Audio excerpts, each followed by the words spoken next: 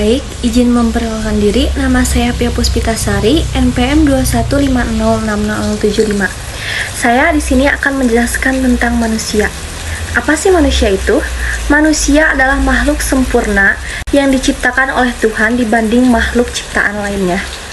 Nah, manusia sebagai makhluk individu yang diberikan akal, pikiran, dan perasaan, sehingga mampu memiliki tanggung jawab akan dirinya yang berguna untuk mengembangkan kemampuannya. Manusia juga merupakan makhluk sosial. Mereka tidak bisa melakukan suatu hal atau mengerjakan sesuatu secara mandiri. Nah, manusia diciptakan dengan segala fungsi dan potensi yang tunduk kepada aturan hukum alam, mengalami kelahiran, pertumbuhan, perkembangan, serta kematian, serta terkait dan berinteraksi dengan alam dan lingkungannya dalam sebuah hubungan yang timbal balik, baik itu positif maupun negatif. Jadi dapat disimpulkan bahwa manusia adalah makhluk individu dan makhluk sosial. Next, selanjutnya saya akan menjelaskan tentang manusia sebagai makhluk individu. Individu berasal dari kata Latin yaitu individuum, artinya yang tidak terbagi. Maka kata individu merupakan sebutan yang dapat digunakan untuk menyatakan suatu kesatuan yang paling kecil dan terbatas. Kata individu bukan berarti manusia sebagai suatu kesatuan yang tak dapat dibagi, melainkan sebagai kesatuan yang terbatas, yaitu sebagai manusia perseorangan. Nah, dalam pandangan psikologi sosial, manusia disebut individu bila pola tingkah lakunya bersifat spesifik dirinya dan bukan lagi mengikuti pola tingkah laku umum. Nah, ini berarti bahwa individu adalah seseorang manusia yang tidak hanya memiliki peranan-peranan yang khas di dalam lingkungan sosialnya, melainkan juga mempunyai kepribadian serta pola tingkah laku spesifik dirinya. Di dalam suatu kerumunan nih, masa manusia cenderung menyingkirkan individualitasnya karena tingkah laku yang ditampilkannya hampir identik dengan tingkah laku massa. Baik, sekian penjelasan dari saya. Penjelasan selanjutnya akan dilanjutkan oleh Dera. Terima kasih. Assalamualaikum warahmatullahi wabarakatuh. Perkenalkan, nama saya Dera Septiarta Putri, NPM 2150653, akan melanjutkan materi yang selanjutnya.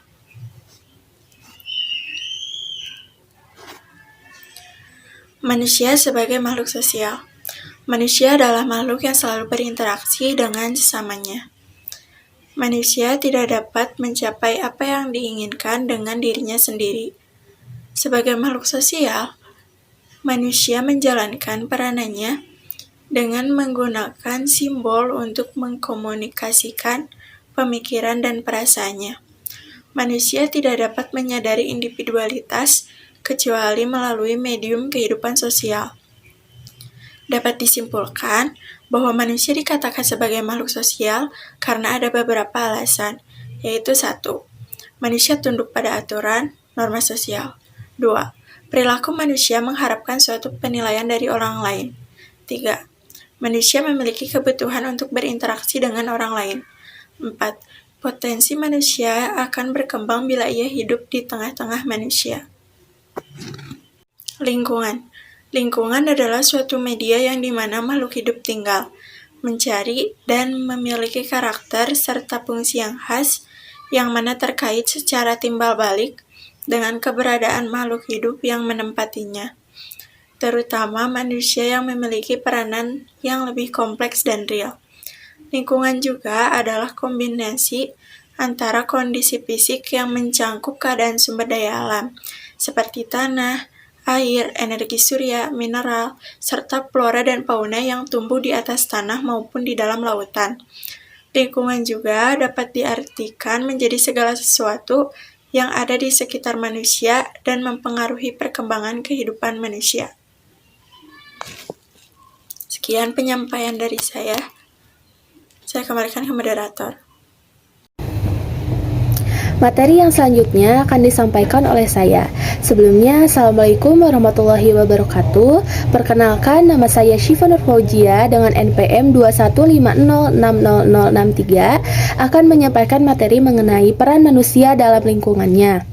Nah, teman-teman dapat kita ketahui ya bahwa peran manusia dalam lingkungan itu sangat penting, sangat berperan penting karena manusia sendiri adalah faktor yang menyebabkan terjadinya kerusakan-kerusakan lingkungan dan manusia sendirilah yang sangat berperan penting dalam menjaga kelestarian lingkungan.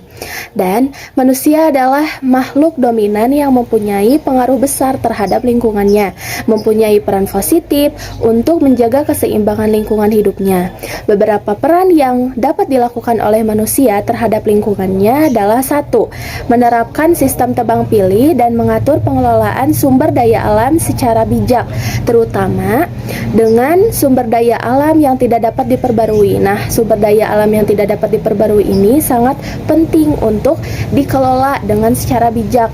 Kita bisa melakukan pengelolaan tersebut dengan reboisasi atau tanam ulang pohon yang sudah tumbang.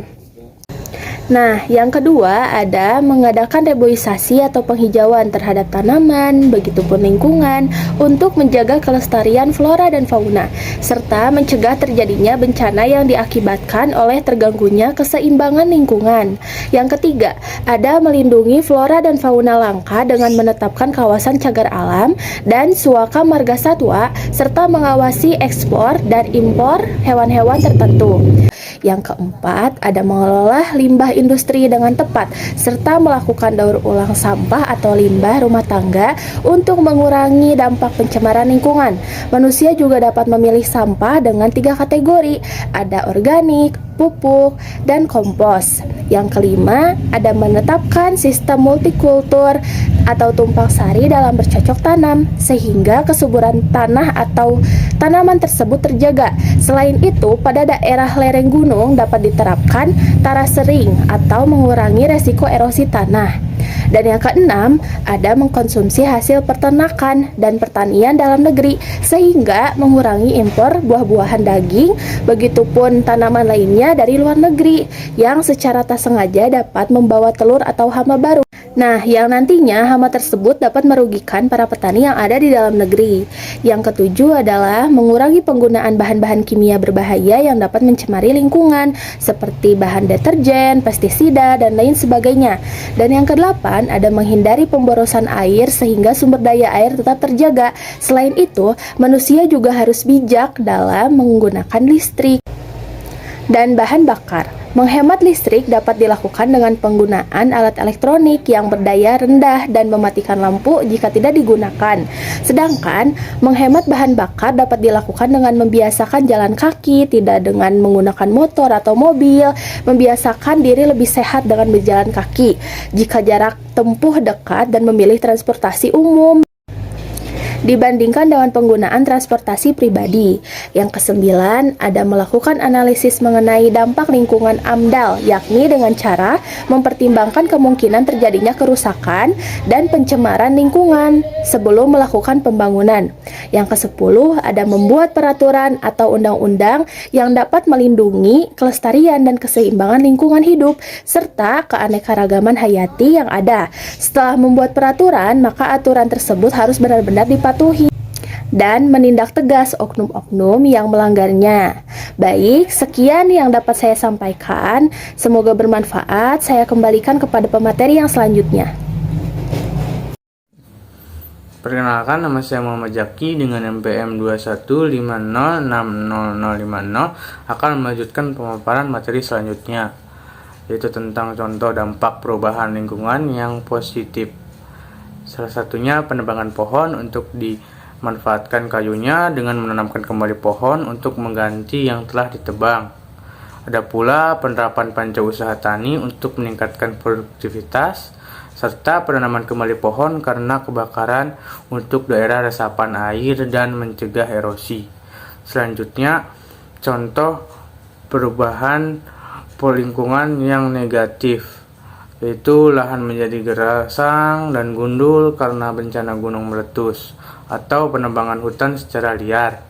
Terjadinya erosi karena pengundulan hutan, terjadinya banjir di daerah pemukiman karena tidak ada saluran air dikarenakan dipengaruhi oleh pembangunan gedung baik perumahan, kantor, dan toko. Berkurangnya ekosistem yang hidup di air dikarenakan pencemaran air, serta penggunaan pupuk buatan dan pestisida secara terus-menerus yang mengakibatkan pencemaran yang lama-kelamaan dapat mengurangi kesuburan tanah. Sekian yang bisa saya sampaikan, saya kembalikan kepada moderator. Assalamualaikum warahmatullahi wabarakatuh. Sebelumnya izin memperkenalkan diri, nama saya Friska Zahira Sunjaya, NPM 215060069. Selanjutnya saya akan memaparkan materi mengenai contoh dampak perubahan lingkungan. Perubahan lingkungan terhadap kehidupan manusia tentunya akan membawa dampak bagi kehidupan manusia, baik itu dampak yang positif maupun dampak yang negatif.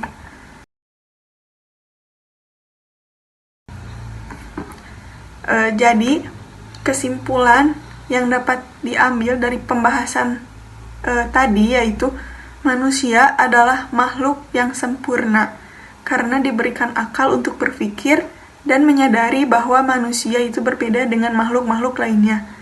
Dengan kemampuan akal inilah, manusia memiliki kemampuan tentang apa yang telah, yang sedang, dan yang akan diperbuat, terutama terhadap lingkungan alam di mana manusia itu hidup. Interaksi manusia dengan lingkungan alam berarti usaha pemanfaatan lingkungan bagi kesejahteraan manusia, seperti pemanfaatan sungai, hutan, laut, gunung, tambang, dan sebagainya. Alam harus dijaga agar tetap seimbang dan kemanfaatannya berlangsung secara terus-menerus. Interaksi manusia dengan lingkungan alam dibedakan menjadi dua macam, yaitu interaksi yang bersifat mendominasi atau eksploitasi dan interaksi yang hanya bersifat adaptasi. Baik, sekian. Saya kembalikan kepada moderator. Assalamualaikum warahmatullahi wabarakatuh.